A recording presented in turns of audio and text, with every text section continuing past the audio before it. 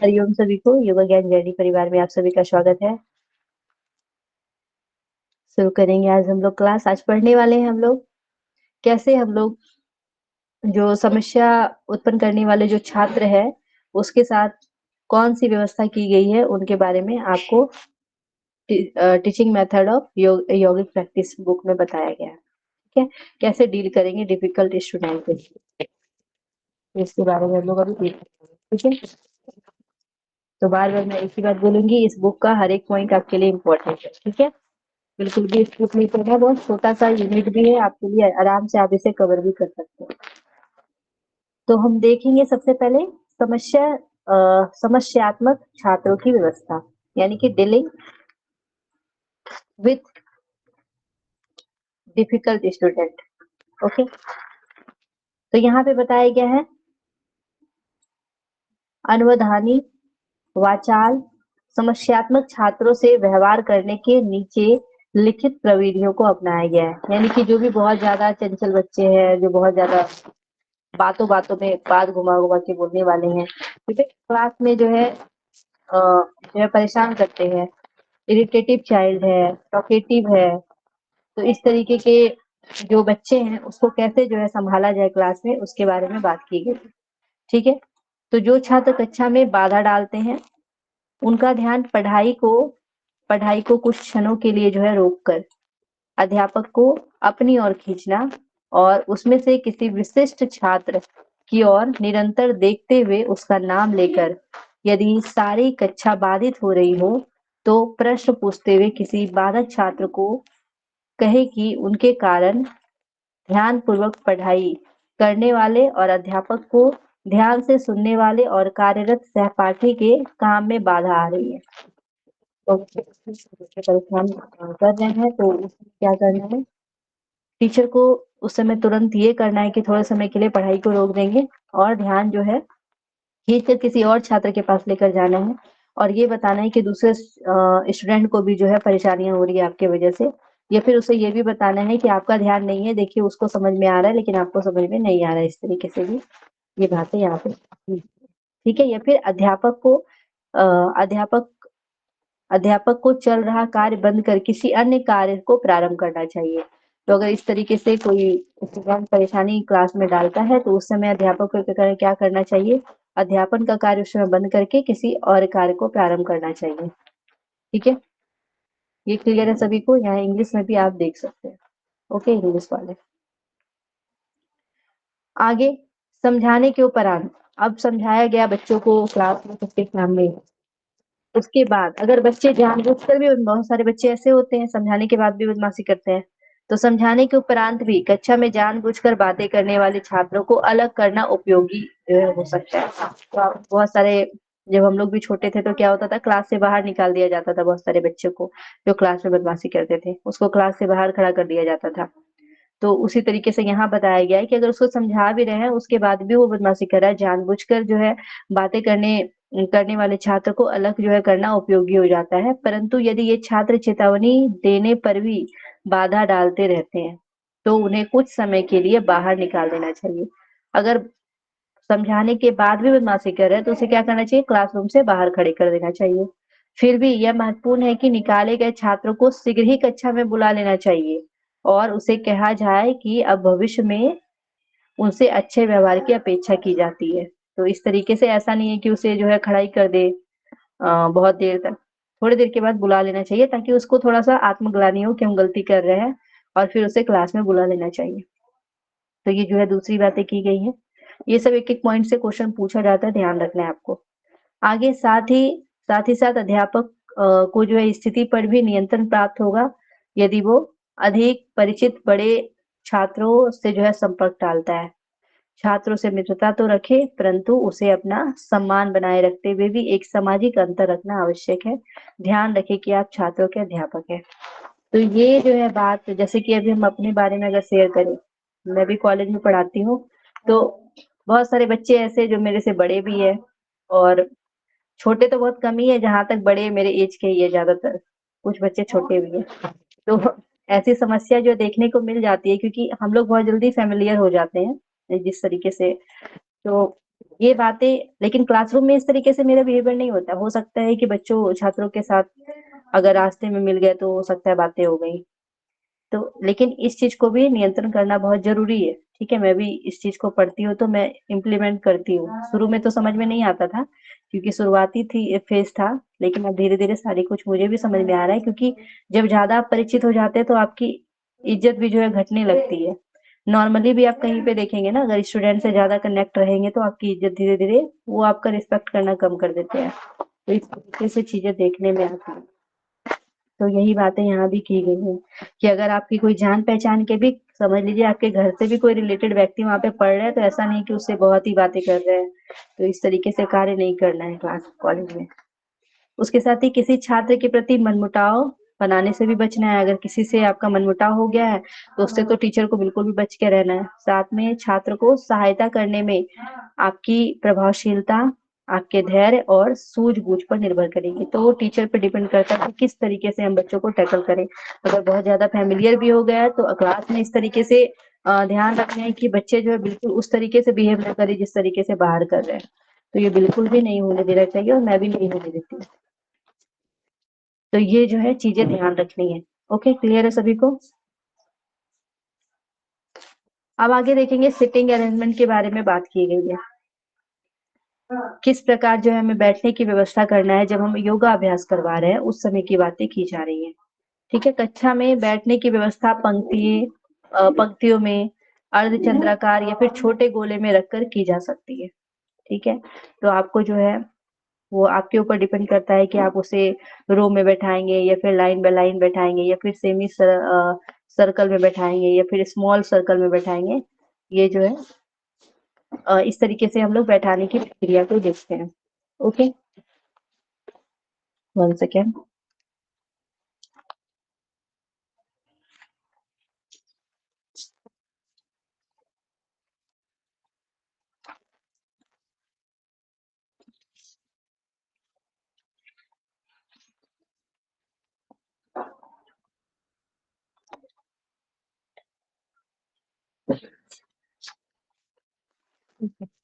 उसके बाद हम लोग देखेंगे कि यह ध्यान रखें कि प्रत्येक छात्र को लगभग 40 वर्ग फीट स्थान उपलब्ध होना चाहिए।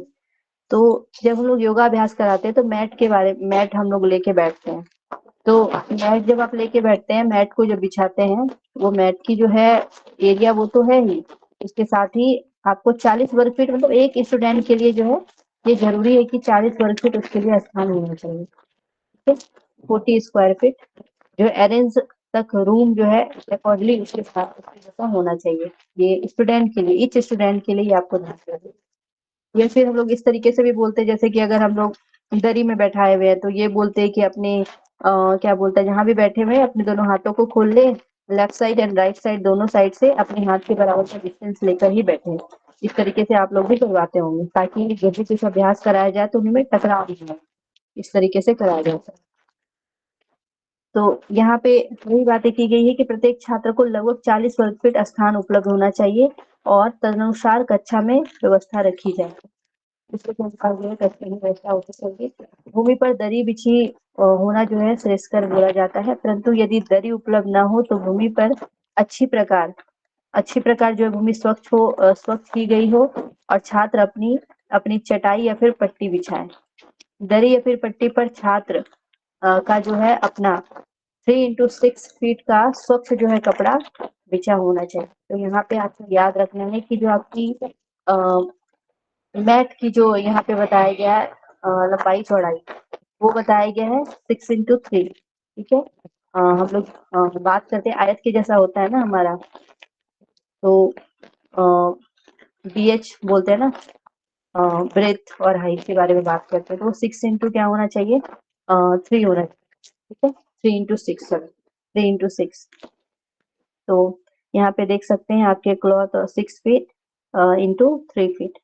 ठीक है, तो ये ध्यान रखना है आपके मैट के लिए ये बताया गया मैट की लंबाई चौड़ाई। उसके बाद अध्यापक का स्थान ऐसा हो कि वो प्रत्येक छात्र को अच्छी प्रकार दिखाई पड़े। तो इस तरीके से टीचर को ऐसी जगह पे होना चाहिए कि वो प्रत्येक छात्र को देख सके जहाँ भी वो बैठे रहे, कि जब अभ्यास करा रहे हैं तो सारे बच्चे उसे दिखने चाहिए।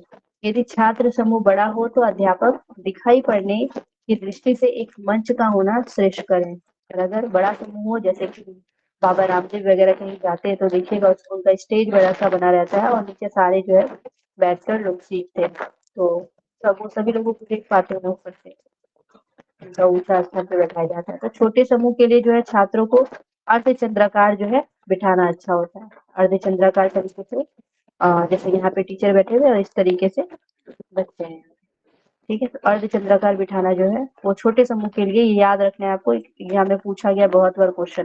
अर्धचंद्राकार जो है बिठाना अच्छा होता है किसके लिए? छोटे समूह के लिए, ठीक है, ये याद रखिएगा छोटे समूह के लिए। और यहाँ पे कहाँ पे दिया हुआ है, तो यहाँ पे ये चीजों को ध्यान रखिएगा, ठीक है। उसके बाद क्या बताया गया है कि ताकि प्रत्येक छात्र को अध्यापक दिखाई दे सके, यदि मंच हो तो वह जो है घूमने वाला होना श्रेष्ठ है। तो आजकल तो प्रोजेक्टर भी लगा दिए जाते हैं चारों बगल, है ना, घूमने वाला होने की जरूरत नहीं, तो घूमने वाला का भी यहाँ पे बात किया गया है। बुक में जो जो चीजें दी गई हैं वो सारे चीज को आपको ध्यान रखना है। अच्छा, ये डबल सिटिंग।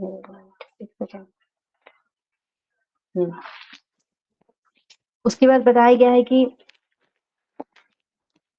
कक्षा का प्रशाल यानी कि जो सभागृह हॉल हो वो अच्छी प्रकार से संवातित यानी कि वेंटिलेटेड और सुप्रकाशित हो, ताकि अध्यापक को सारे छात्र अच्छी प्रकार दिखाई दे और छात्रों को भी दिखाते समय मंच पर अध्यापक अच्छी प्रकार दिखाई दे। तो ऐसा एरिया होना चाहिए जहाँ पे खुला जो हो एरिया हो, जहाँ पे प्रकाश अच्छे से आ रहे हो और टीचर भी स्टूडेंट को देख पा रहा हो और स्टूडेंट भी टीचर को देख पा रहा हो, तो ऐसे हॉल की यहाँ पे बात की गई। उसके साथ ही अभ्यास कक्ष में यथासंभव पूरी शांति हो और वहाँ पे बाधा रहित हो। तो जब भी योगाभ्यास की हम लोग बात करते हैं तो ये तो जो है बोला ही जाता है कि उस समय जो है कैसा वहाँ पे वातावरण होना चाहिए, तो शांत वातावरण में ही आपको योगाभ्यास करना चाहिए। तो ये चीजें तो यहाँ पे ध्यान, ओके। उसके बाद हम लोग देखेंगे निर्देशन के बारे में देखेंगे, ठीक है, इंस्ट्रक्शन के। तो निर्देशन के बारे में क्या बात किया गया है कि योग के किसी विशिष्ट अभ्यास को सीखना अध्यापक द्वारा स्पष्ट निर्देश पर निर्भर करता है। तो अगर हमें कुछ भी चीजों को सीखना है तो वो किस पे डिपेंड करेगा? एक टीचर पे डिपेंड करेगा कि वो किस तरीके से निर्देशित कर रहा है, यानी इंस्ट्रक्शन दे रहा है, किस प्रकार निर्देश दे रहा है। वो स्पष्ट अगर देगा तो बच्चे अच्छे से उस चीज को कर पाएंगे, और अगर स्पष्ट निर्देशन नहीं रहेगा तो बच्चे खुद ही कंफ्यूज होंगे या फिर टीचर भी खुद भी कंफ्यूज रहेंगे। तो इस तरीके से देखने की संभावनाएं हो सकती है। तो यहाँ पे औपचारिक निर्देशन प्रारंभिक अवस्था में दिया जाना श्रेयस्कर है होता है, और निर्देशन कार्य को इस प्रकार बांटा जा सकता है। तो पहले किसी भी अभ्यास के बारे में आपको थोड़ा सा बता देना है, उसके बाद अभ्यास शुरू करवाए। ऐसा नहीं कि सीधे बैठा दे और अभ्यास शुरू करे, थोड़ा सा उसके बारे में जानकारी देनी जरूरी है। तो ये बातें की गई है। साथ ही अभ्यास प्रारंभ करने के पूर्व मौखिक रूप में व्यक्तित्व या फिर समूह द्वारा प्रत्यक्ष अभ्यास कराते समय और अभ्यास की समाप्ति पर सूचनाओं या फिर दोष निवारण के रूप में। तो हम लोगों ने पढ़ा था 3 टाइम जो है हमें निर्देश देना चाहिए, एक अभ्यास के शुरू करने से पहले, एक अभ्यास के दौरान और एक अभ्यास के अंत में, ताकि त्रुटि में सुधार की जा सके। वही बातें यहाँ भी की गई है। उसके साथ ही प्रारंभिक निर्देश छात्रों को अशुद्धियां न होने में या फिर उन्हें रोकने में सहायता देती है। तो जो प्रारंभिक वाले जो हमारे निर्देश होते हैं ना, वो गलती ना हो बच्चों में, गलत प्रैक्टिस ना करे बच्चे, उसके लिए होता है, ताकि बाद में उन्हें दूर करने की नौबत ना आए। और शुरू में ही इस तरीके से आपको निर्देश देना है कि बाद में उसकी जरूरत भी ना पड़े कि आपको बार बार निर्देश देना पड़े। और व्यवहारिक निर्देश छात्रों को शुद्ध और प्रभावी कार्य संपन्न करने में सहायक होते हैं। अगर व्यवहारिक निर्देश दिया जाए तो वो अच्छा जो है प्रभावी होता है, और बच्चे जो है जल्दी से सीख पाते हैं उस चीज को। अब यहाँ पे देखेंगे कि निम्नलिखित बिंदु अध्यापक को अपने निर्देश छात्रों तक पहुंचाने में सहायक होते हैं। तो इस तरीके से क्या क्या बातें की गई हैं उसको अब हम लोग देखेंगे, जो कि बच्चों को सही से निर्देश समझ में आए और अच्छे से सीख पाए। तो इस बात से जो है यहाँ पे ये होना चाहिए कि कक्षा के सभी छात्रों का ध्यान जो है अपने निर्देश देने के पूर्व आप पर हो। जैसे ही टीचर जब आते हैं कक्षा में, तो बच्चों का सारा जो है फोकस आपके ऊपर होना चाहिए, तभी तो बच्चे अगर आपका बात सुन रहे हैं तभी तो आप अ, चीजों को समझा पाएंगे। तो वो बातें की गई है। उसके बाद उसके बाद बताया गया है कि जब कभी कोई लंबा स्पष्टीकरण देना आवश्यक हो तो छात्रों को बैठकर उसे दे और छात्र अध्यापक के निकट ही हो। अगर कोई लंबा स्पष्टीकरण देना हो, किसी चीज के बारे में बताना हो तो सामने, टीचर के सामने छात्र को होना ज्यादा आवश्यक होता है, निकट में बैठना ज्यादा अच्छा होता है अगर लंबा देना हो। ठीक है, एक्सप्लेन अगर करना हो ज्यादा लंबा तो। तीसरी बात है, आपके निर्देश संक्षिप्त हो, स्पष्ट हो और मंद गति से दिए गए हो।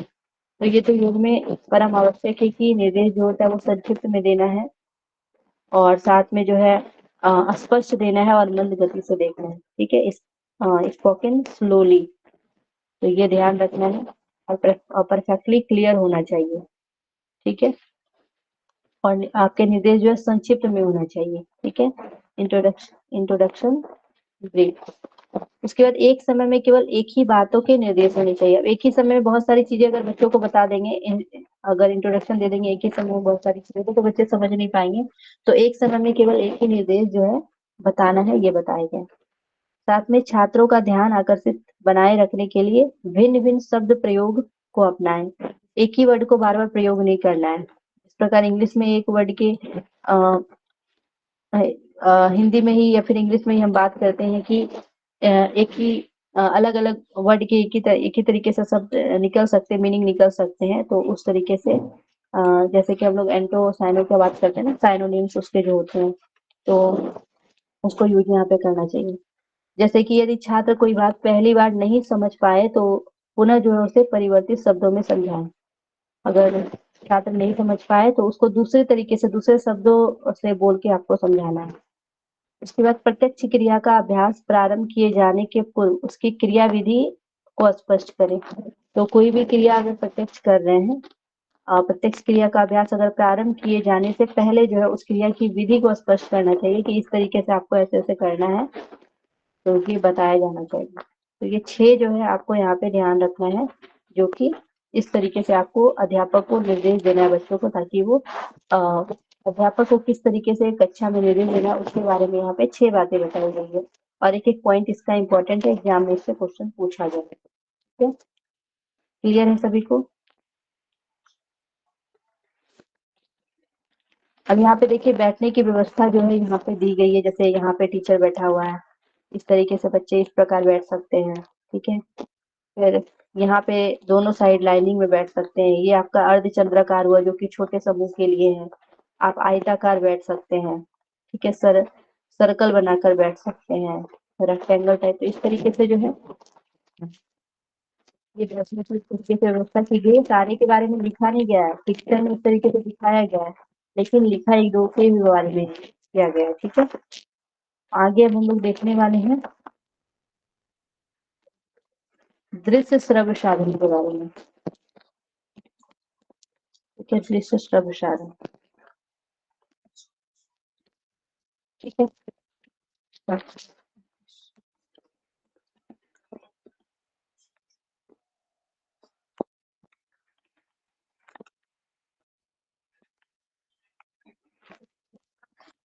यानी कि विज्ञान और शास्त्र से। ठीक है, तो विविध क्षेत्रों में विज्ञान की प्रगति में अनेक प्रविधियों का विकास किया गया है और जिससे जो है ज्ञान बहुत व्यापक रूप से लोगों को उपलब्ध होने लगा है। इस कारण से हमारी संचार पद्धति में उल्लेखनीय परिवर्तन होने लगे हैं। अगर हम लोग देखेंगे कि कंप्यूटर के बारे में बात करते हैं तो कंप्यूटर में अध्यापन के क्षेत्र में मानव शक्ति की आवश्यकता को जो है घटा है। उनके स्थानों में रहने वाले छात्रों के अनेक समूह को एक स्थान से कार्यक्रम प्रसारित किया जा सकता है और संचार के क्षेत्र में अनेक जो है क्रांतिकारी संभावनाएं अनेक माध्यमों जैसे दूरदर्शन यानी टेलीविजन, उसके साथ ही दृश्य साधन उपलब्ध हो रहे हैं और ये हमारे इतिहास में नया मोड़ है। और ये सारे जो है माध्यम असंख्य लोगों तक पहुंचने का एक प्रभावी साधन है। तो अभी जैसे टेक्नोलॉजी का विकास हो रहा है तो सभी के सिलसिले में जो है अब एक आसान बन गया है। जैसे दृश्य और श्रव्य सामग्री के बारे में बात करें, हर घर में टीवी हमें देखने को मिलता है। इस तरीके से आपको हर चीजें ध्यान रखनी है। यद्यपि गहन दृश्य श्रव्य साधन सदा ही अध्यापक की पहुंच में नहीं होते हैं, परंतु यह ध्यान में रखा जाए कि ये साधन सीखने की प्रक्रिया में अत्यंत महत्वपूर्ण है। यानी कि अगर हम लोग देख भी रहे हैं और सुन भी रहे हैं, अगर ये चीजें साथ में होती है तो बच्चे ज्यादा सीख पाते हैं। लेकिन नॉर्मली जब हम लोग क्लासरूम में पढ़ाते हैं तो ज्यादा चीजें सरल वाली होती है, ठीक है। तो यहाँ पे वही बातें की गई कि दोनों चीजें अगर ऐड हो जाती है तो ज्यादा अच्छा माना जाता है। जैसे कि अभी स्मार्ट क्लास हो गया है, अध्यापक द्वारा इस प्रकार साधनों का उपयोग किया जाना, विषय वस्तु के बारे में छात्रों को शीघ्र जानकारी प्रदान करना, अध्यापक को भी इससे एक अवसर मिलता है छात्रों तक अपने विचार पहुंचाने का, और इससे सभी छात्रों को भी महत्वपूर्ण बातें समझाने में सहायता मिलती है। परिणाम स्वरूप पाठ रोचक बनता है और छात्र भी पाठ समझने में रुचि लेता है। अगर सामने आपका पिक्चर भी चल रहा हो और चीजें टीचर समझा भी रहे हो तो और अच्छे से आप समझ पाते हैं, बोरिंग भी नहीं लगता है, लगता है कि जैसे फिल्म देख रहे हैं। अतः यह कार्य अध्यापक विधि का अध्यापन विधि का जो है एक महत्वपूर्ण भाग है। छात्रों को प्रतिसाद यानी कि रिस्पॉन्स से ये जाना जा सकता है। इसे बच्चों से अगर पूछेंगे कैसा लग रहा है, समझ में आ रहा है कि नहीं, तो इससे पता चलता है कि ये कैसा साधन है, सही है कि नहीं, प्रभावी साधन है या नहीं है। तो साधन प्रभावी है या नहीं ये बच्चों के पूछने से पता चलता है। भले ही अध्यापक इसे बता ना सके, परंतु उसे साधन को बताने और उपयोग में ताने के सिद्धांत को जानना चाहिए। तो बताने के सिद्धांत को जानना चाहिए, किस तरीके से उस साधन का यूज कर सकते हैं। पढ़ाने के विविध साधन, जैसे कि हम लोग जो श्याम पट्ट होते हैं, जैसे कि ब्लैक बोर्ड जिसको बोलते हैं, उसके बारे में बात किया गया है। यहाँ पे नहीं दिख रहा है क्या? 1 सेकेंड, इंग्लिश वाले को नहीं दिख रहा है क्या? कहाँ से था? पिक्चर के बाद से ना, तो एड्स है।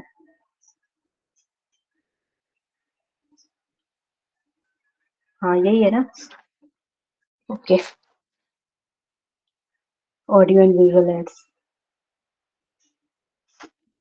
तो यहाँ पे बताया गया है श्याम पट्ट, यानी कि जिसको हम लोग ब्लैक बोर्ड बोलते हैं, प्रतिकृतियां, मॉडल्स, रेखा चित्र, आकृतियां, छाया चित्र, छाया चित्र, उसके बाद प्रेजेंट पट्टी, फिल्म स्ट्रिप होता है, उसके साथ ही दूरदर्शन यानी कि टेलीविजन इत्यादि उपलब्ध है। तो ये सारी चीजें जो है विविध साधन जो है पढ़ाने के देखने को मिलता है, जिनका उपयोग किया जाता है। दृश्य प्रदर्शन गति युक्त क्रियाओं को सीखने का एक प्रभावी साधन है। तो जो हम लोग आंखों से देखते हैं, दृश्य जो हमारा प्रदर्शन होता है, वो गति युक्त क्रियाओं को सीखने में क्या होता है, प्रभावी होता है। छात्रों द्वारा विविध संवेदी सूचनाओं का प्रभावी ढंग से उपयोग करने से व्यक्तित्व भेद होता है। कुछ छात्रों में दृश्य रूप में प्रस्तुत सूचनाओं को शीघ्रता से गठित करने में सराहनीय क्षमता होती है। तो यहाँ पे बताया गया है कि बच्चों के अंतर्गत जो है उसकी जो संवेदी क्रिया है, किसी का सुनने में ज्यादा अच्छा होता है, किसी का देखने में होता है, किसी का स्पर्श के द्वारा होता है। तो अलग अलग चीजें यहाँ पे व्यक्तित्व भिन्नता हमें देखने को मिलता है, और किस चीजों से वो जल्दी उस चीज को एब्जॉर्ब कर सकते हैं वो बताया गया है। यौगिक अभ्यास को अध्यापक द्वारा स्वयं प्रदर्शित कर सिखाना जो है, दिखाना जो है वो श्रेष्ठकर होता है। यानी कि जब आप योगाभ्यास करा रहे हैं, अगर आप खुद से ही करके बच्चे को दिखा रहे हैं, टीचर खुद से करके दिखा रहे हैं, तो वो ज्यादा श्रेष्ठकर माना जाता है। ऐसे करने से अध्यापक छात्र से अच्छी प्रकार संपर्क साध सकता है। अगर टीचर ही करके दिखाते हैं तो अच्छे से जो है वो एक संपर्क साध सकता है। साथ ही अध्यापक को यौगिक अभ्यासों को प्रदर्शित करते हुए उसे सैद्धांतिक पक्ष का स्पष्टीकरण देते रहना चाहिए। उसके थ्योरी को भी जो है यहाँ पे बताते रहना चाहिए। छात्र द्वारा किसी अभ्यास को किए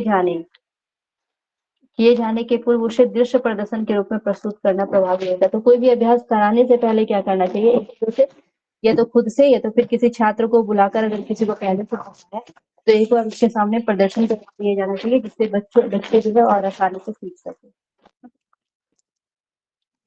इंग्लिश वाले कुछ कुछ चीजें जो है हमको लग रहा है इससे चर्चा विमर्श है।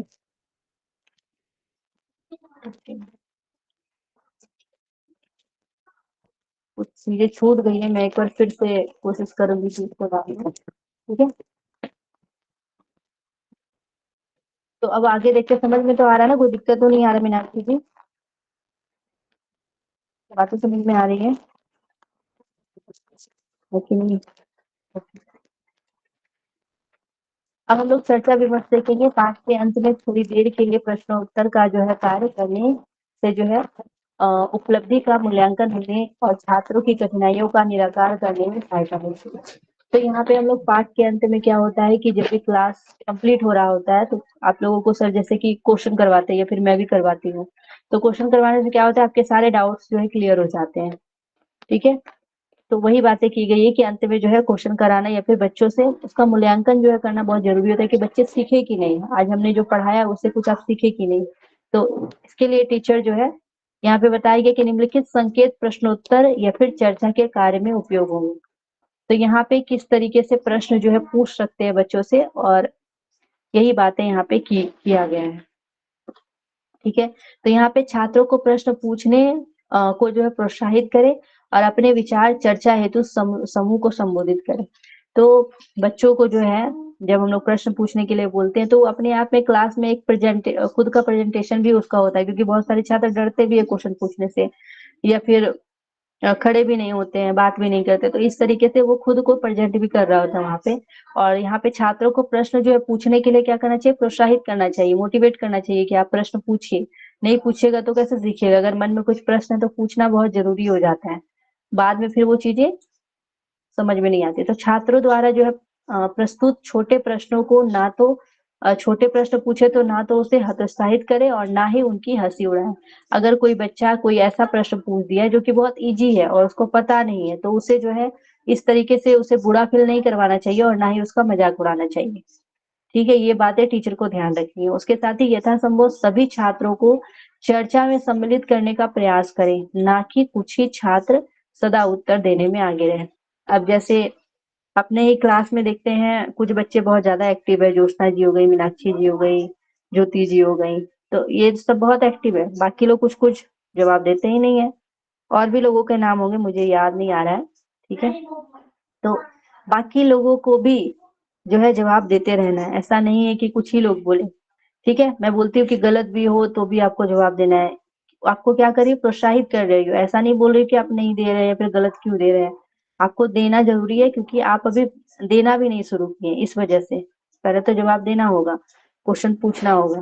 तो इस तरीके से यहाँ पे बातें की गई है। साथ में महत्वपूर्ण बिंदुओं पर ही चर्चा मर्यादित करना योग्य होता है। तो जो महत्वपूर्ण बिंदु है उसी पे चर्चा करना जो है वो जरूरी योग्य होता है।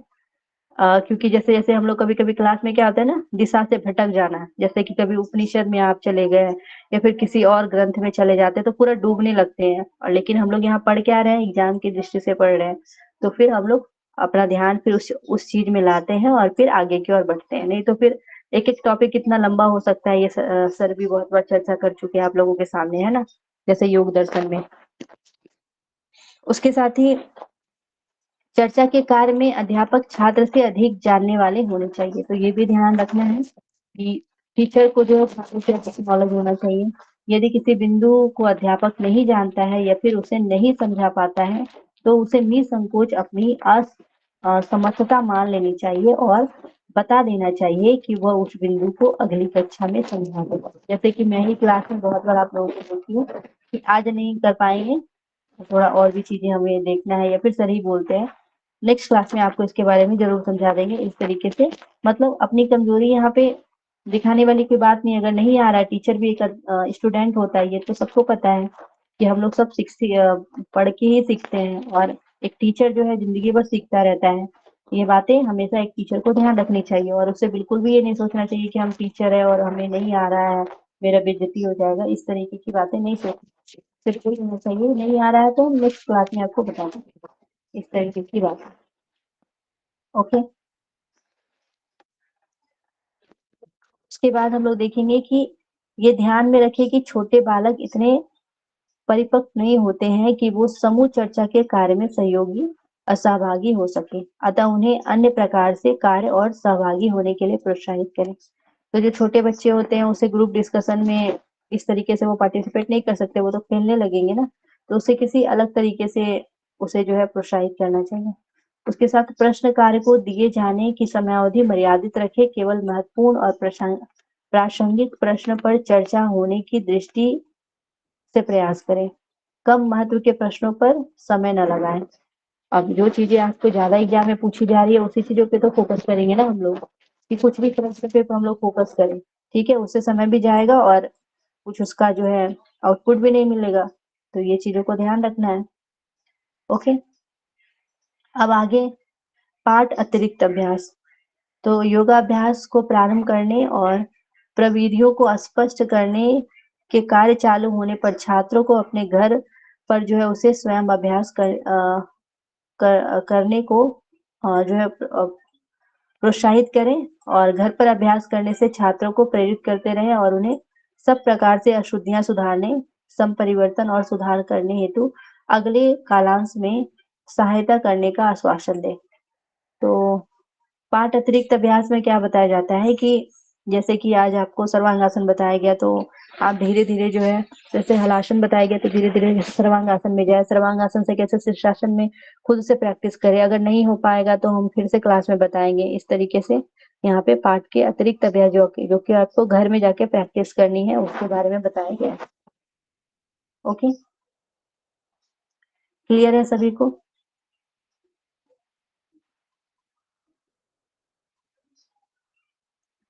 ओके।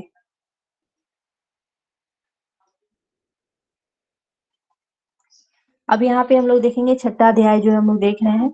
यहाँ पे योग में अध्यापन साधन एवं उसका महत्व। तो क्या-क्या जो है आपके टीचिंग एड्स हैं यौगिक अभ्यास में जो कि इम्पोर्टेंट होते हैं योगाभ्यास के लिए, तो उसके बारे में हम लोग देखेंगे। ठीक है? श्री कमिनियस ने कहा है कि सभी अध्ययनों की नींव इंद्रियों, संवेदी वस्तुओं को स्पष्टता प्रस्तुत करने में निहित है, जिससे कि उन्हें आसानी से मूल्यांकित किया जा सके।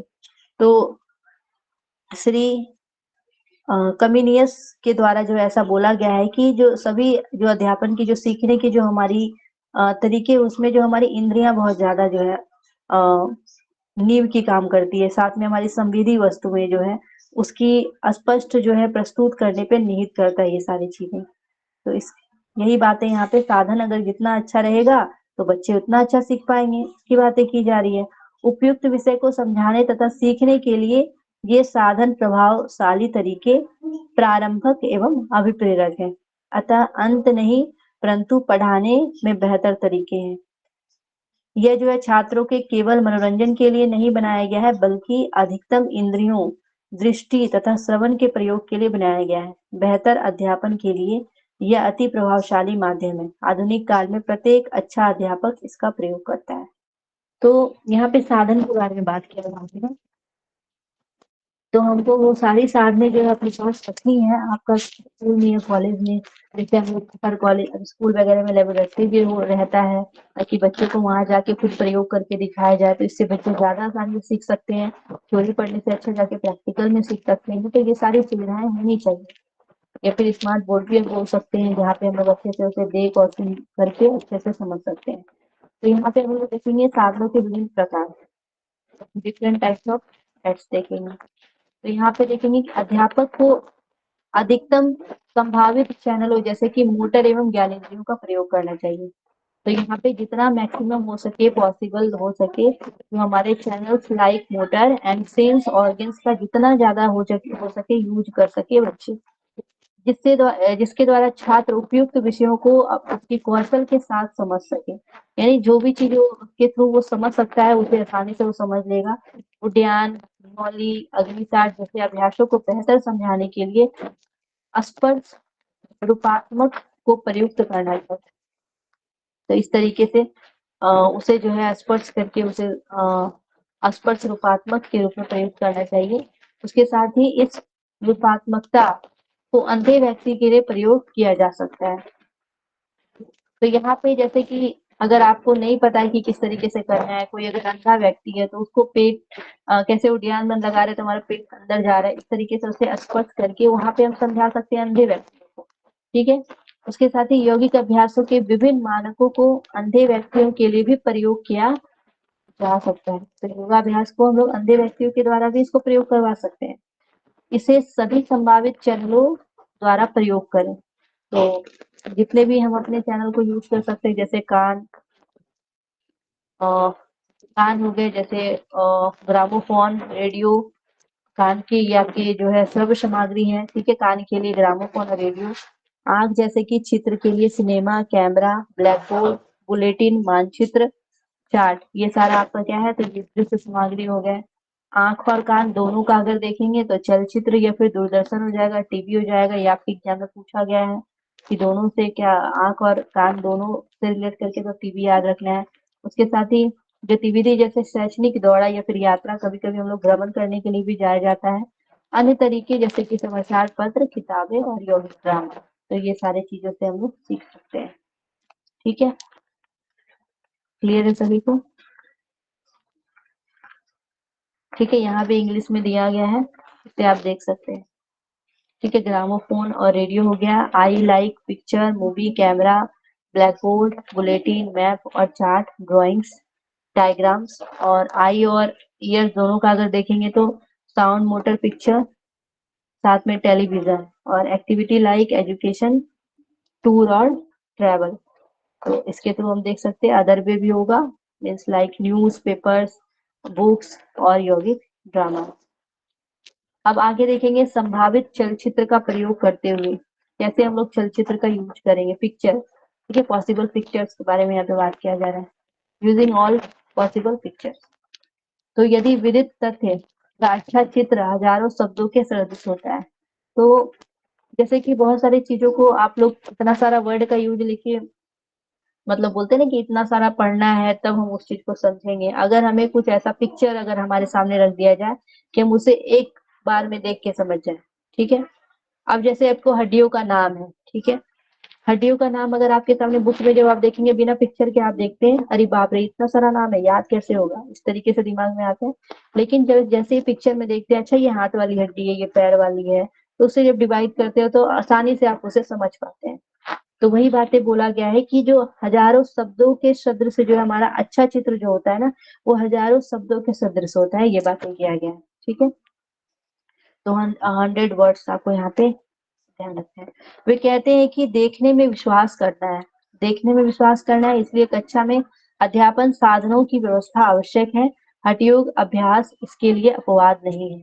तो हठयोग का अभ्यास भी हम अपवाद नहीं बोल सकते कि हठयोग का अभ्यास को हम नहीं दिखा सकते पिक्चर में। बहुत सारे पिक्चर है जिसमें सारा जो है योगाभ्यास आप देख सकते हैं किस तरीके से करना है, आपको गूगल में सारे जगह उपलब्ध हो जाता है। इन चित्रों को बहुत अधिक समय लटका कर रखे और अध्यापक छात्रों को बहुत आसानी से इसे विस्तृत वर्णन को समझा सके। तो बोला जाता है कि पिक्चर को ज्यादा समय तक लटका के रखना चाहिए ताकि बच्चे बार बार जब उसे देखे रिपीट होगा तो उसके माइंड में ज्यादा वो चीजें जो है याद होगी। ओके, उसके साथ ही अध्यापन साधनों के लाभ देखेंगे। ठीक है, एडवांटेज क्या है, टेक्निक और टीचिंग एप्स के क्या लाभ है। तो प्रत्यक्षता अगर देखेंगे तो सीखने वाला पाठ को शीघ्रता या फिर प्रभावपूर्ण ढंग से सीखा जाता है। तो प्रत्यक्ष रूप से जो सीखने वाले जो पाठ होते हैं उसको शीघ्रता और प्रभावपूर्ण जो है ढंग से सीखा जाता है। यह अध्यापक को पाठ सिखाने में छात्रों को अभिप्रेरित या फिर उत्प्रेरित करने में सहायता जो है करता है। यह छात्रों को व्यस्त रखता है या फिर ये सोचना शुरू करते हैं तथा वे सोचना शुरू करते हैं। इस माध्यम से प्रदान किया गया ज्ञान अपने प्रभाव के कारण लंबे समय तक विद्यमान रहता है।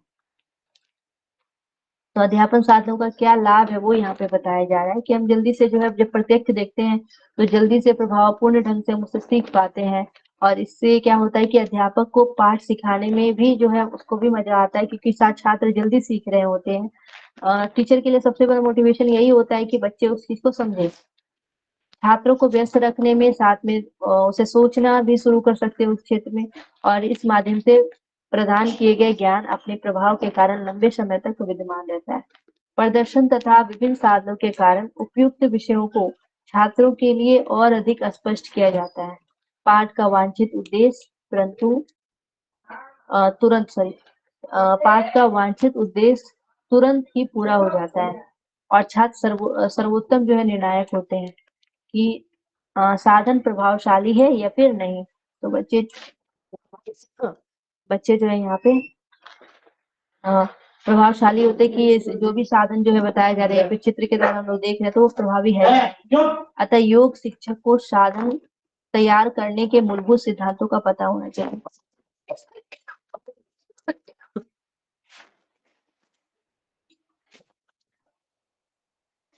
ठीक है, तो ये चीजें जो है समझ में आया सभी को। अध्यापन साधन के लाभ यहाँ पे बताया गया कि क्या क्या लाभ है। ठीक है, इससे जल्दी से बच्चे सीख जाते हैं, उसे तुरंत समझ में आने लगता है, वो तुरंत क्या फीडबैक भी दे सकते हैं टीचर को, समझ में आ रहा है कि नहीं आ रहा है, और वो खुद जो है उस चीज को इतना अच्छा समझ जाते हैं कि उसे लगता है कि मैं खुद ही दूसरों को सिखा दूंगा। इस तरीके से बच्चों में जो है डेवलप हो जाता है। तो ये एडवांटेज बताया गया टीचिंग एड्स का। ठीक है,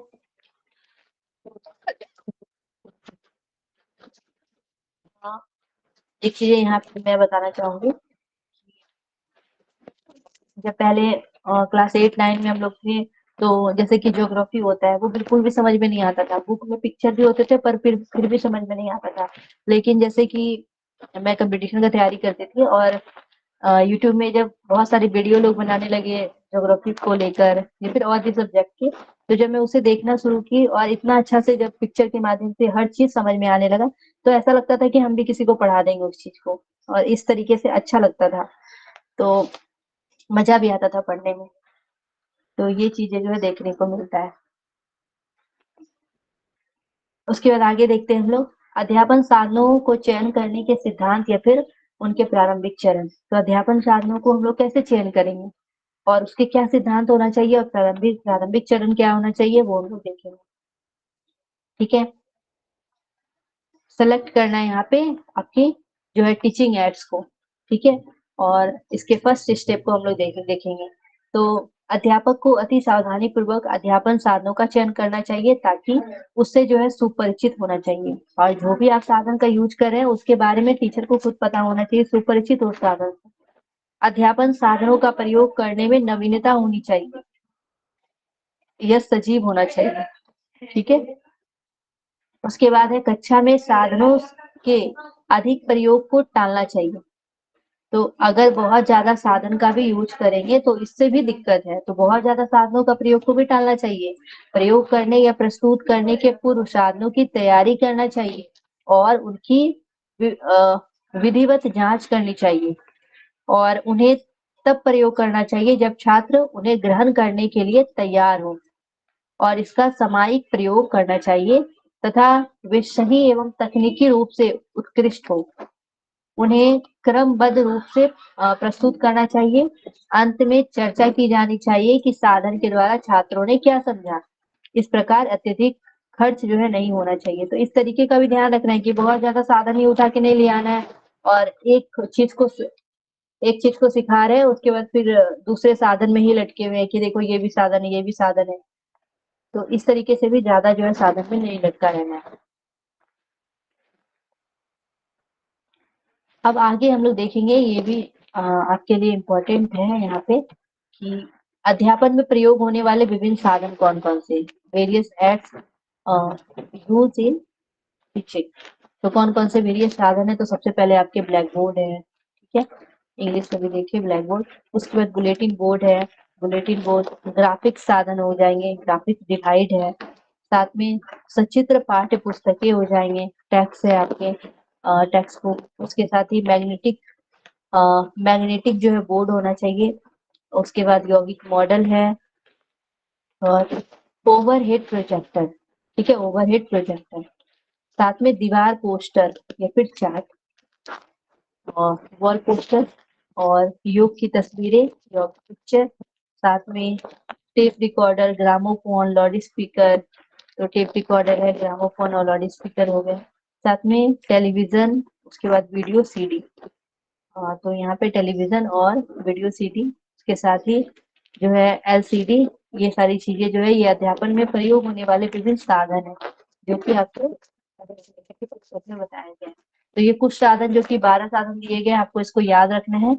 एग्जाम में एक क्वेश्चन पूछा गया था, इस तरीके से दिया गया था, ओवरहेड प्रोजेक्टर था, और भी 2 4 ऑप्शन थे, और वो इस बुक से भी अलग ही करके पूछ दिया गया था, और पुराने साधन और नए साधन को रिलेट करके उसको क्रम में लगाने दिया गया था, कि हम लोग इसको क्रम में कैसे लगाएंगे, ऊपर से लेके नीचे तक या फिर नीचे से लेके ऊपर तक, इस तरीके से दिया गया था। ठीक है, तो इस तरीके का भी ध्यान रखना है आप। उसके बाद लिखा गया विषय को सीखने और समझाने के लिए ये साधन प्रभावशाली तरीके प्रारंभक एवं अभिप्रेरक है। अध्यापक अध्यापक को अधिकतम संभावित चैनलों का प्रयोग करना चाहिए, जिससे कि छात्र विषय को समझ सके। आंखों तथा कानों जैसे दोनों ध्वनि, चलचित्र, टेलीविजन अध्यापक को पाठ पढ़ाने के लिए छात्रों को अभिप्रेरित या फिर उत्प्रेरित करने में सहायता करते हैं। अध्यापक चार्ट को पर्याप्त समय तक टांगे रख सकता है तथा विषय को स्पष्ट कर सकता है। अध्यापक को साधन मॉडल का चयन अति सावधानी पूर्वक करना चाहिए और उसे सुपरिचित रहना चाहिए। अध्यापक साधनों के प्रयोग में नवीनता जो है होनी चाहिए। Black board, bulletin board, graphic साधन और उसके बाद सचित्र पाठ्य पुस्तकें, मैग्नेटिक बोर्ड, योग model, overhead projector, poster, chart, योग की तस्वीरें, उसके बाद है tape recorder, gramophone, loud speaker, television, video, LCD आदि ये महत्वपूर्ण साधन जो है बताए गए।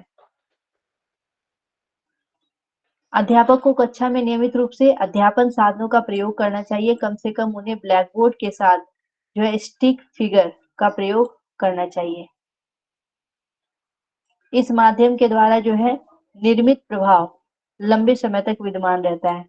अध्यापक साधन अभिप्रेरक है, परंतु ये अध्यापकों का स्थान नहीं ले सकता है। साधन जो होते हैं वो हमारे लिए उपयोगी है, लेकिन बोला गया फिर भी एक टीचर का स्थान नहीं ले सकता। एक टीचर भी सारे चीजों को आसानी से समझा सकते हैं। कक्षा में पूरी अवधि तक अध्यापन साधनों को प्रदर्शित करना चाहिए। छात्रों का ध्यान जो है केवल विषय की ओर ही दिया जाना चाहिए। कौशलों को बेहतर तरीके से सिखाया जाना चाहिए और अध्यापन का उद्देश्य पूरा हो जाता है। इससे क्या होता है? अध्यापन का उद्देश्य पूरा हो जाता है। तो ये बात किया गया। निष्कर्ष में देख लेते हैं क्या निष्कर्ष निकलता है। तो कंक्लूजन जो है ये निकलता है कि विज्ञान के विभिन्न क्षेत्रों की प्रगति से तकनीकों का निर्माण किया, जिससे व्यापक ज्ञान उपलब्ध हुआ। ये मूलतः हमारे संचार प्रणाली को परिवर्तित करते हैं।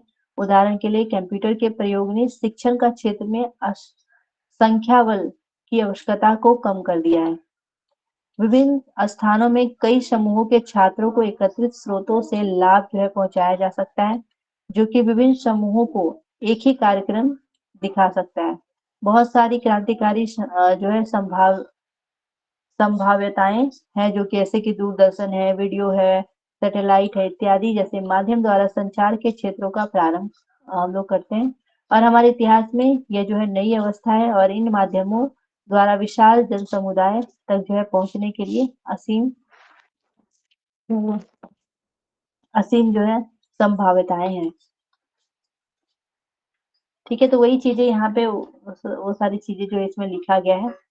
कंक्लूजन यहाँ पे देखने की जरूरत नहीं है। ठीक है,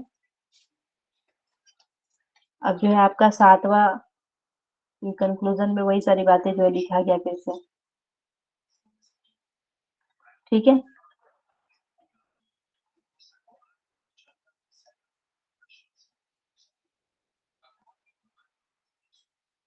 चलिए देख ही लेते हैं, 4 मिनट है ना। यद्यपि कृत्रिम दृश्य श्रव्य साधन हमेशा शिक्षक के पहुंच के भीतर नहीं होते हैं, फिर भी अध्यापन प्रक्रिया में इस साधनों की महत्ता को जानना आवश्यक है। अध्यापन साधन विषय के संबंध में छात्रों को शीघ्र जानकारी प्रदान करता है। अध्यापक क्या कर रहा है, अर्थ को पहुंचाने के लिए जो है अध्यापक को बेहतर अवसर प्रदान करता है। यह छात्र को कक्षा में सभी स्तरों में मुख्य बातों को समझने में सहायता जो है करता है। यह पाठ को रुचिकर बनाने तथा छात्रों को अधिक जो है ग्रहणशील बनाने में मदद करता है। अतः यह शिक्षण पद्धति का अति महत्वपूर्ण पहलू है। छात्रों की अनुक्रिया निर्णय करने का बेहतर तरीका है कि साधन प्रभावी या फिर है या नहीं। किंतु यदि अध्यापक पूर्व में इसे नहीं बताता है, फिर भी उसे साधन को प्रयोग करने या तैयारी करने की मूलभूत सिद्धांतों का पता होना चाहिए। तो यहाँ पे शुरू में अध्यापक को बताना पड़ता है और उसका प्रयोग किस तरीके से करना है वो भी पता होना चाहिए। अधिकांश प्रयोग किए जाने वाले विभिन्न अध्यापन साधनों के अंतर्गत ब्लैक बोर्ड है, बुलेटिन बोर्ड, सभी प्रकार के चित्र, आरेख, स्केच, आरेखन, चार्ट मॉडल्स, प्रक्षिप्त, प्रोजेक्ट साधन जैसे फिल्म स्ट्रिप, स्लाइड, चलचित्र या फिर रिकॉर्डिंग वीडियो, कैसेट, टेलीविजन आते हैं। मोटर गतिविधि सीखने को बढ़ावा देने के लिए श्रव्य प्रदर्शन एक बहुत ही प्रभावी जो है साधन है। और उससे संबंधित अलग-अलग मतभेद भी हो सकते हैं, जिसमें छात्रों द्वारा संवेदी ज्ञान के विभिन्न प्रकारों का प्रभावी प्रयोग किया जाता है। श्रव्य प्रस्तुत ज्ञान को शीघ्रता से आयोजित करने के लिए कुछ छात्रों में विलक्षण योग्यता होती है। यह वांछित है कि अध्यापक स्वयं किसी विशिष्ट योगाभ्यास का प्रदर्शन दे। उनके द्वारा किए गए प्रदर्शन के माध्यम से अध्यापक अपने छात्रों के साथ बेहतर संपर्क बना सकता है। इसी प्रकार वह योगाभ्यास से संबंधित मूलभूत सिद्धांतों का मौलिक रूप से स्पष्टीकरण दे। छात्रों द्वारा किए जाने वाले किसी भी अभ्यास को प्रभावी बनाने के लिए उससे पहले श्रव्य प्रदर्शन करना चाहिए। तो पहले जो है सुनकर बच्चे, जैसे कि टीचर उसे समझा रहे हैं, तो उस तरीके से पहले समझना चाहिए। तो इस तरीके से आपका जो है ये कंप्लीट हो गया। श्रव्य और दृश्य सामग्री हम लोगों ने देख लिया। अब योग प्रशिक्षण में प्रश्न पूछने की कला और विज्ञान के बारे में हम लोग नेक्स्ट क्लास में देखेंगे। ठीक है, नेक्स्ट क्लास में ये कंप्लीट हो जाएगा।